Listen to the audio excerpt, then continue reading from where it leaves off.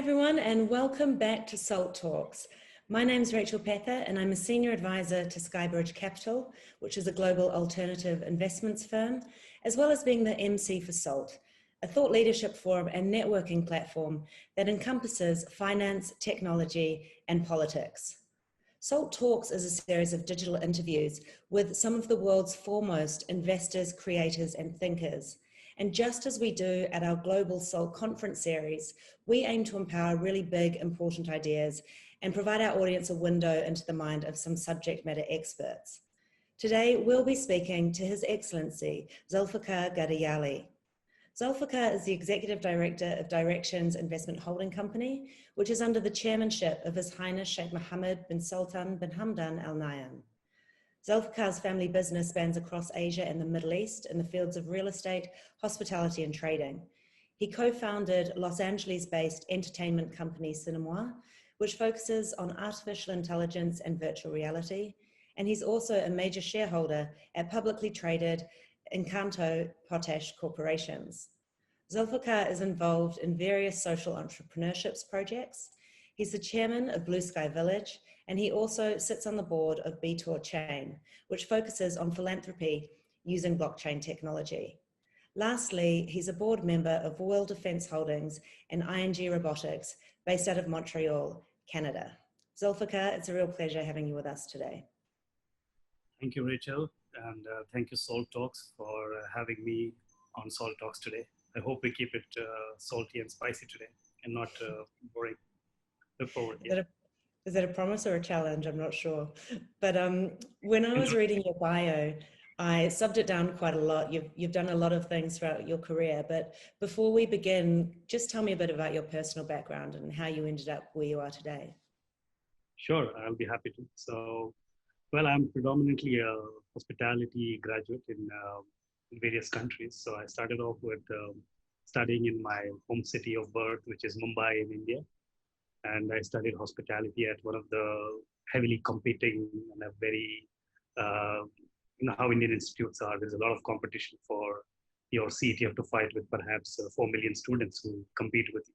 But that's a good way to bring up yourself. And after that, I went on to study more hospitality in Switzerland.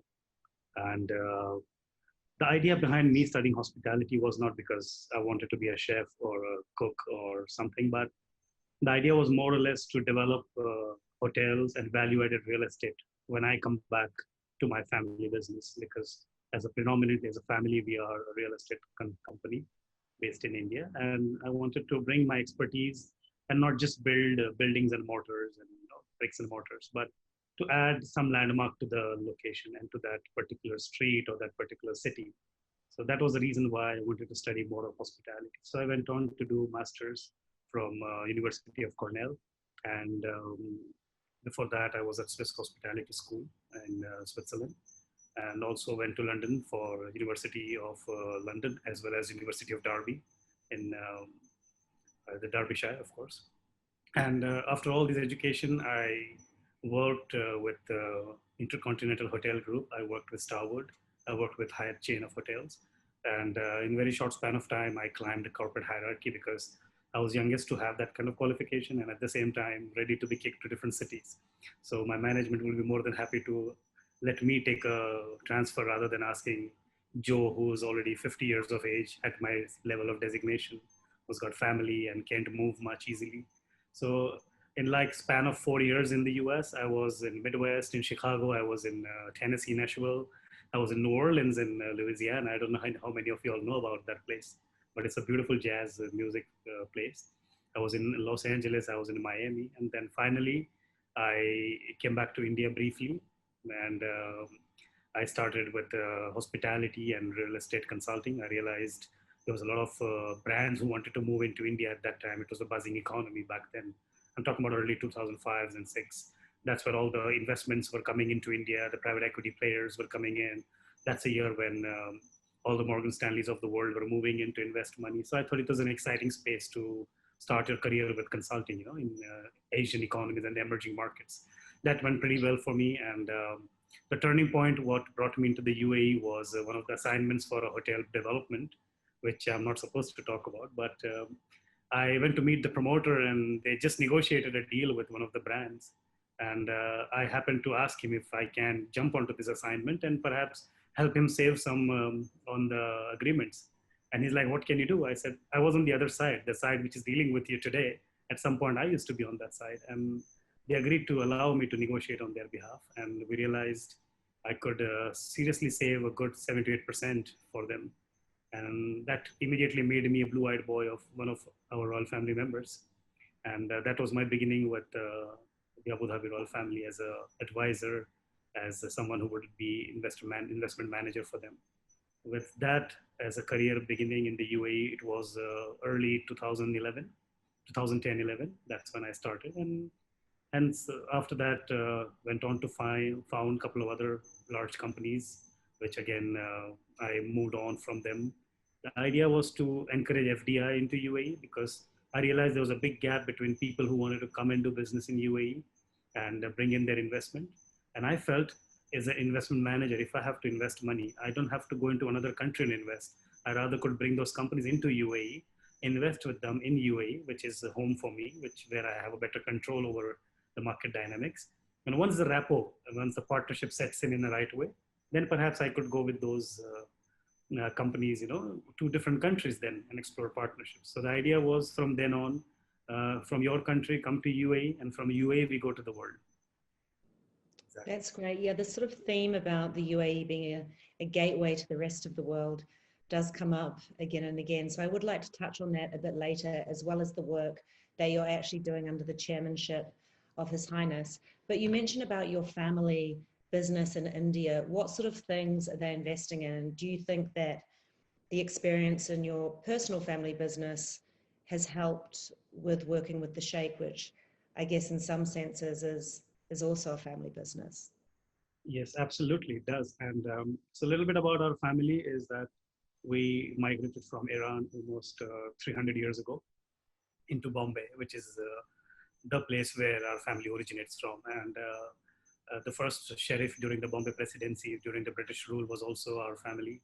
And we always were aggressive and very much in the forefront in terms of business and politics. And we started our career almost 150 years ago with business was more of in the steel and general trading of commodities and the land development. So what we see, Palm Jumeirah in Mumbai, in Dubai today, was something we developed in Mumbai in 1980s. So we have a fairly good amount of experience of dredging and creating cities out of water. And we're also known as pioneer for social housing and slum rehabilitation. If you know, city of Mumbai, it has got a lot of slums and a lot of issue of poor hygiene and poor housing quality. So our family decided at some point that we're not just going to be building buildings and adding money to our coffers, but at the same time, we'll do a lot of social housing as well, wherein we develop homes for poor people and upgrade those lifestyles and upgrade those landmarks and create a beautiful city. So we did well, and we've rehabilitated more than 40,000 families so far. So we are known for our construction. We are known for our business in the business community we come from. So it's going pretty well. And my idea when I wanted to join the family business was to build more assets that we can retain and hold, because more or less whatever we developed was residential and commercial, which we just sold. Because in India, it's not a very renter's market. It's more of a market where people just buy it out. They love to buy real estate and gold, of course. So, but I wanted to come back and build more hotels, build more malls and value-added real estate, where we could just look at long-term yield returns and then create a REIT out of it and list those REITs. That was my idea of doing things, which I did for some time. I still continue to do. We are developing, the tallest residential building in India right now. It's a 91-story building in a landmark location in Mumbai. And that was, again, a good experience for me as well, because I was involved in planning from day one and sales and marketing, and we did pretty well with that project. It's almost complete now, so we're up for another challenge.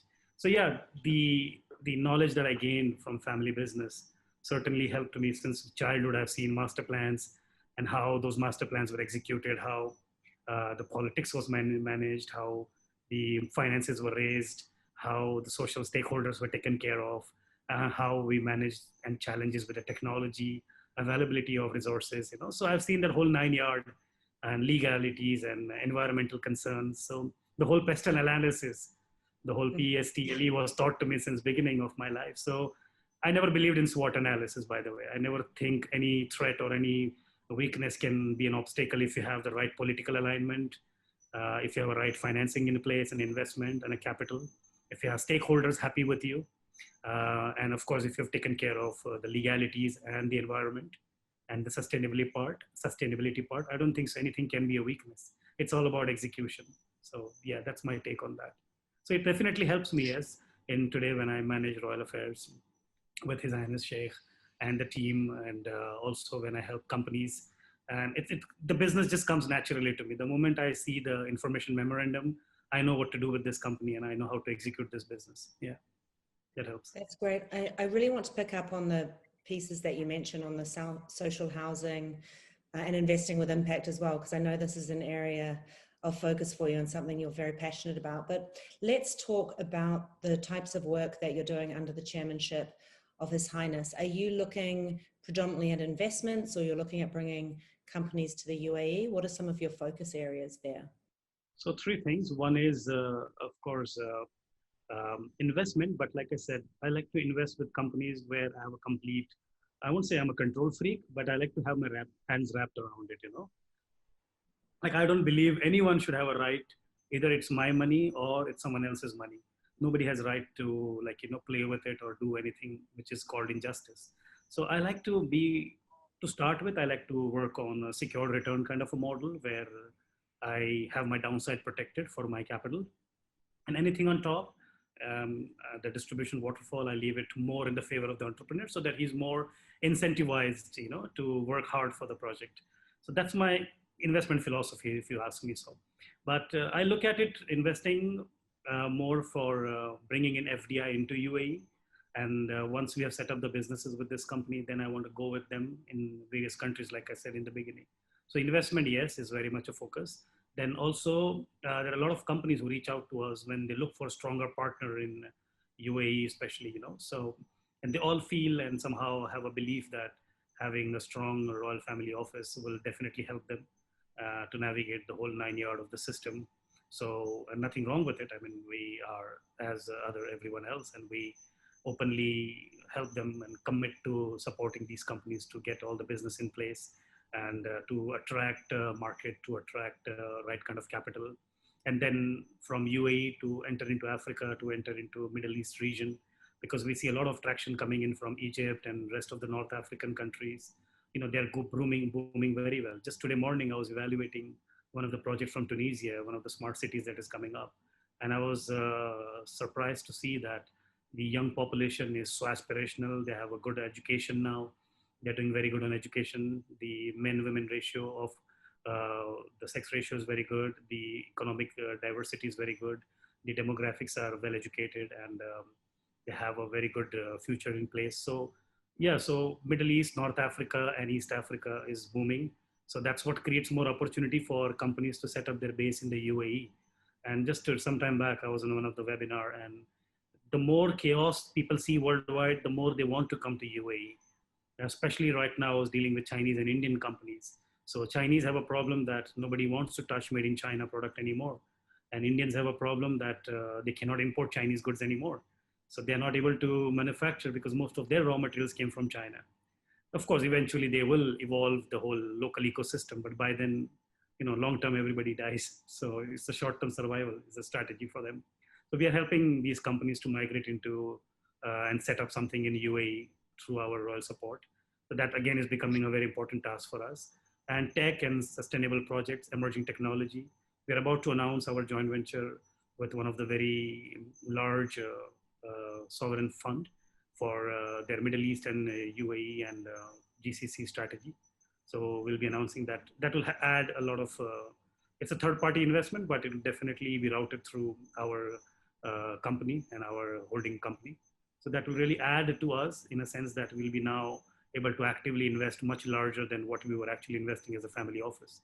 So that is going to be our focus area as well. Yeah. And so when you're looking at these investments, you know, you mentioned smart cities and other emerging technologies.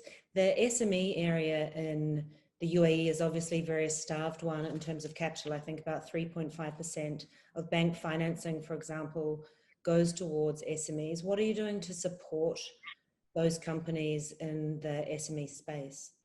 Yeah, so very interestingly, you touched upon SME because last few months I've been focusing a lot on SMEs and the SME outreach program that we have created for, especially for emerging market companies, from Indonesia, India, Nepal, countries like Vietnam, and even Bangladesh. There are a lot of these small companies which have a lot of scalability possible. So we are helping these companies. We are providing them with all the possible approvals and licenses that they need, and we are helping them create an ecosystem for themselves, in the UAE. And that's the best way to bring back employment in the UAE right now, because a lot of people are losing jobs, and that's not a very happy situation. I mean, on LinkedIn and social media, my inbox is full of job applications, and I feel bad because I cannot employ all of them. So it was, in a way, I wanted to do something so that I can bring more and more employment. And if you look at it, SMEs actually drive all the possible growth, in terms of housing, in terms of everything that, so FMCG, consumer durables, everything succeeds if SMEs are growing at the rapid pace and in the right way. So yeah, we're doing quite a lot. We are helping them with adequate financing. We're in fact helping them also to go and trade in Africa, if they have contracts from public or private sector. We are helping them even with trading, trade finance, what we call it. Through our limits, as well as we have a couple of funds which only focus on trade finance with us. So we are helping SMEs to that effect. Yeah, those are some of the things. And you mentioned the hospitality industry. I know you have a lot of exposure to this with the family business and also with His Highness. That's obviously been one industry that's been hit very hard with COVID and the lack of travelers and tourists. How has your family business and the His Highness's office adapted to this, and what are some of the changes that you've had to make? Well, in the His Highness's office, the best thing is that it's a patient money; it can wait, and it is not in a rush to repatriate itself because it's a legacy investment. For our family business, yes, again, we are not highly leveraged, so it's a very conservative family of mine, which doesn't believe in borrowing. They believe that their money is their money. And it's recently just they invited a couple of foreign players, institutions to participate in equity, but otherwise they've always been a homegrown and self-driven company. So we're not very much in a soup, but I would say, yes, situations are tight, especially the real estate sector is totally, I would say, in a very, very, very bad shape in India right now, especially the luxury market. And we predominantly are known for luxury market. So luxury market has taken a lot of hit, but just 7 years ago, we decided to diversify into affordable luxury, where we decided to sell smaller units, focused on very small ticket size, under a million, because in Bombay, in a city like Mumbai, each luxury apartment could be $1 million or two, or more sometimes. So we decided to be within $1 million limit, in fact, $500,000 kind of a limits, and provide them with a lovely building with great facilities, gymnasiums and everything that a family would require, a family of four perhaps. So we decided to design houses, smaller apartments, so that, but good locations and with all facilities, so that people are tempted to buy smaller apartments. That kind of worked very well for us. So that way we were able to save ourselves at the Royal Office, but there's not much of an impact.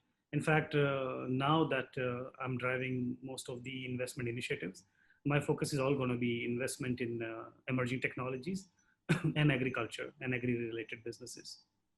So very limited exposure to heavy capex, very limited. I don't have any liking for real estate sector anymore. Some real estate, yes. Some quality real estate, yes, which is income producing and which has great tenants in place, which I know will last forever. And those are the projects that I'm highlighting and taking interest in. But otherwise, not going into greenfield projects, not going into futuristic long-term projects. Perhaps if there is a running office building with a good 6 to 7% yield, I'm not very greedy. I'm happy with that. But that keeps you some real estate portfolio, active. And of course, when the market improves, you go and cash on it. But at the moment, it's going to be serious focus on emerging technologies, AI-based companies, all fintech-related companies. And with the new farm bill in India, we're going to now focus a lot on agriculture sector and retail. Yes, that's going to be the focus now. Well, that's a really great segue, actually, because I do want to go into more depth on the impact investment piece, but you mentioned some of the focus areas for India, and we've actually had a question coming in from the audience asking for your current views on the Indian market. I know you mentioned that you were doing some things in the kind of $1 million affordable luxury range, but what's your current view on the Indian market? Is it still a very robust growth story? Well, if you initiate a project today, by the time you complete, it's going to be somewhere between 24 months to 36 months. That's usually the time that you complete a project in. By then, you will be in a very good situation. So if you're launching a real estate project, I would advise we launch it in an affordable luxury segment. Not go for a very high end and don't go for the social housing because there's already too many players in there.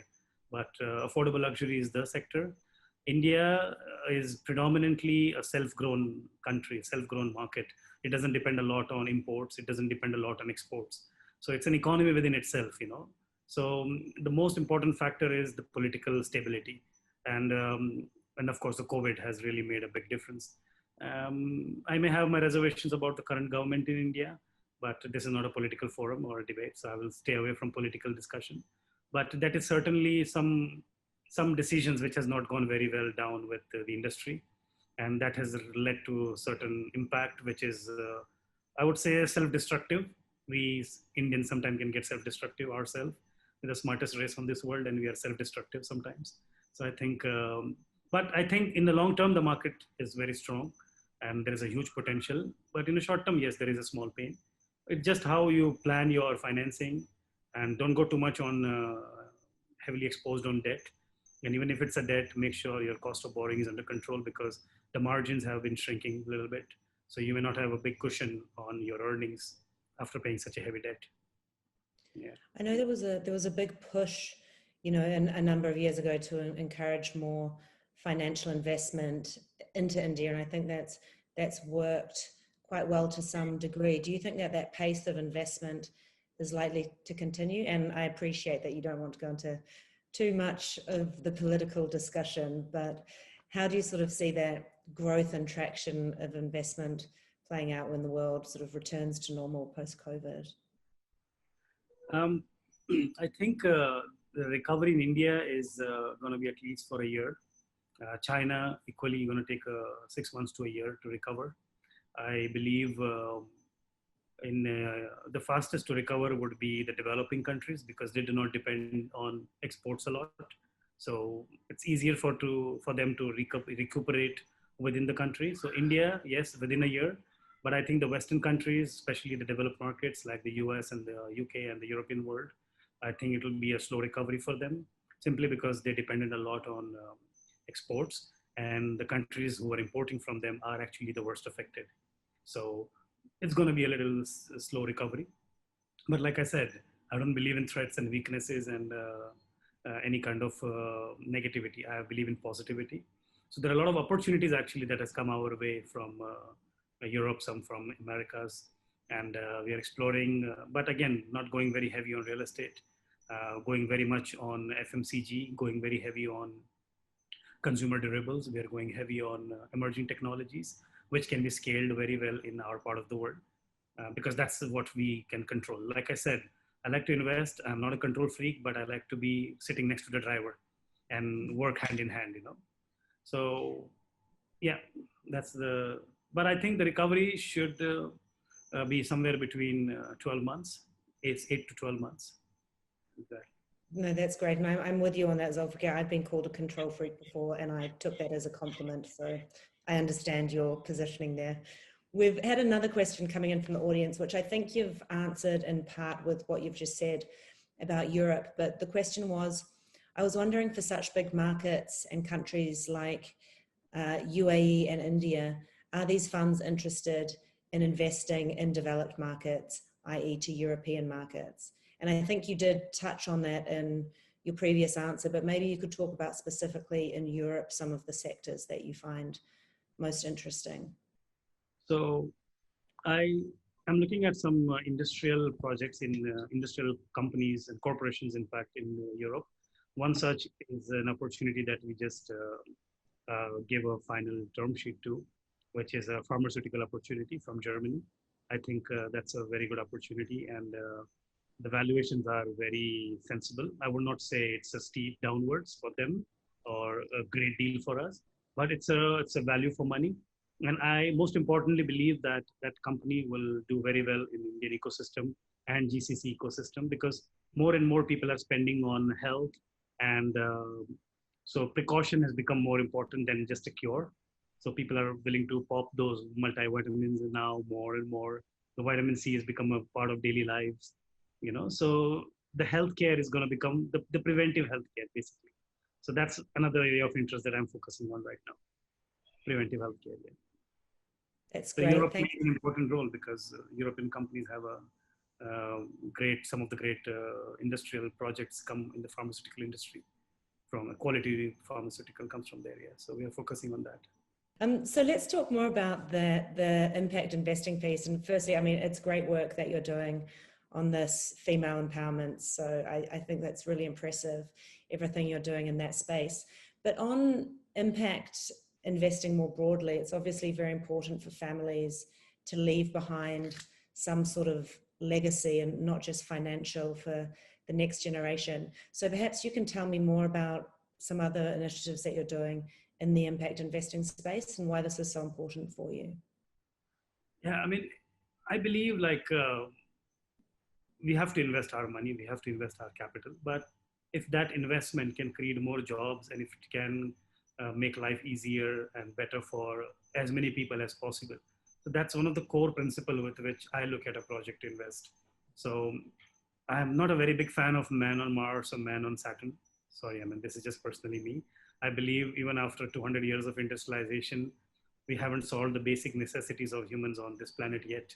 So I think it's time to actually focus on that. So what are the sectors? And everybody's running for that urban pie of marketplace, which is just 35% in most of the markets, especially in the emerging markets. Like the other day, some brand approached me for partnering with them for India strategy. And they're like, oh, the market looks very cluttered.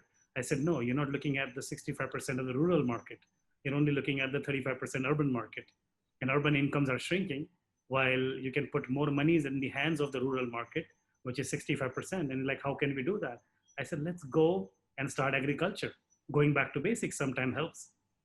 It's a very basic sector, agriculture, but what we are doing. So, and I have created a whole ecosystem around it. It's not just, it's a random thought for me that, oh, let's go now to villages. No, it's not like that. In the last 5 to 7 years of my career, I have invested in a fertilizer company. I've invested in potash, which is one of the very important component of fertilizer. I've invested in biostimulants. I've invested in seeds and processing units. So I've done a complete backward integration for agriculture sector. And now what we're doing is we come up with a very good scheme where we're going to the farmers. We're telling them, okay, we'll give you everything that you need for your production and your cultivation. And your harvest, we will buy on a contract with you, and we'll pay you double the amount that the government pays you. So there is no corruption, there is no allegation of any wrongdoing, because we are paying anyways more than the government pays them, right? So, but what we're doing is we're cutting down the middlemen, and because all the raw materials are owned by us, it's like our production and our companies. So we have a very negligible cost in terms of cost of cultivation. So there's a cost efficiency, and yet because we have a technology and direct sourcing, we're able to cut down the complete middle market, thereby saving almost 45% of the cost. And that benefit we are passing to the farmer and the rural areas, and at the same time to the urban market, which is the consumer. And that extra money, we are putting it back into the communities for healthcare, for education, for housing. So you are actually creating economy with that 65% of the pocket, and not just on that 35% in the urban area where everybody is fighting.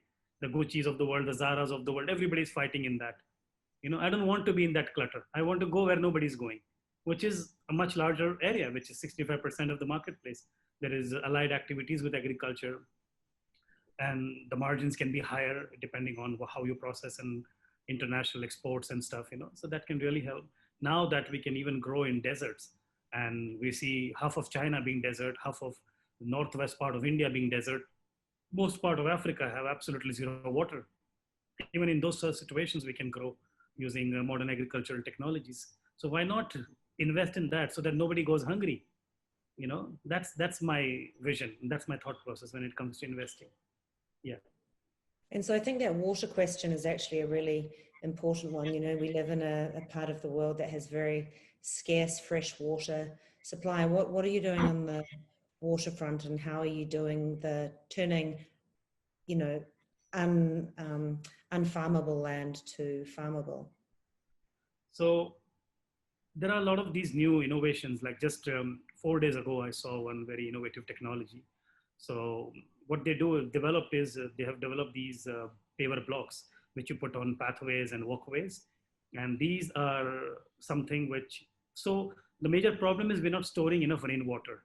You know, like most of the countries of the world, barring some desert regions which don't get rainfall, but otherwise most of the regions of the world they get good amount of rainfall, but still the water goes down the drains and it goes into the ocean. So there's no ways to conserve that, and especially in emerging markets and developing and underdeveloped countries, there's no such enough investment available to kind of actually create those kind of reservoirs. It costs a lot of money. So simply, if you make roads made of these blocks, these blocks have ability to absorb water, and it takes it to the underground water reservoir in a central location, and it keeps the water fresh for at least 12 years. You know, so that these are some of the innovative ideas that we're implementing. And agriculture, we just looked at one of the Israeli company the other day. They are number one in drip irrigation, and if it takes you 1 gallon of water, then you just need 100 ml of water compared to that. It's just the way you irrigate the whole land. So yeah, water is important, but the absorption of water, it takes its own time. So you pour a gallon of water on a plant, it's not going to absorb all the water. It's like you can't drink a gallon of water at one time, but over a period of 1 week, you can drink a gallon of water, right? So that's how it is. Yeah. That's fascinating. And you did touch on looking at Israel, investing in an Israeli company. Maybe you can talk a little bit about the Abraham Accord, and if Israel is now a market that you're looking to more intently as a result of that. Well, like I said, I'm Indian as well, so I've always looked at Israel. And Cinemoa, the company that you talked about, is actually an Israeli founder. And so I'm not new to working with Israelis and my Jewish friends. In fact, 70% of my partners are Jewish origin. And when we sit down and when we look at the global conflict, we laugh on it because we feel technically there is no conflict between us. You know, it's like I was using this a very apt example. Like, I mean, Abraham Accord is basically the accord for the Jewish, the Christians, and the Muslims. So we all believe in the same God at the end of the day. So it's like we all like and we believe that Domino's has the best pizzas in the world. It's just we have a problem with the delivery boy, you know. So that's the only conflict we have. And the day we settle down on that conflict, I think we are good to go.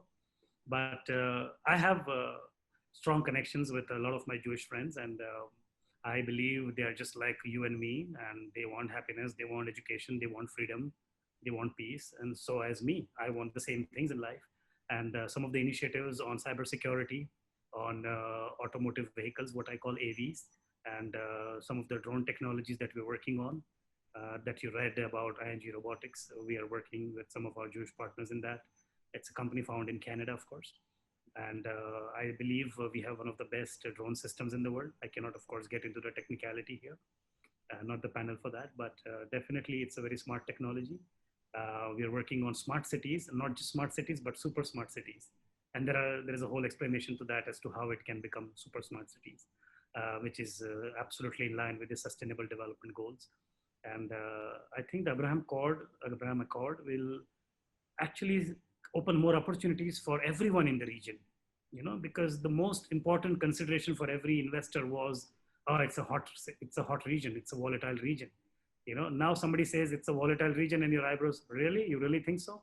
It's not, because the major reason for conflict is solved now.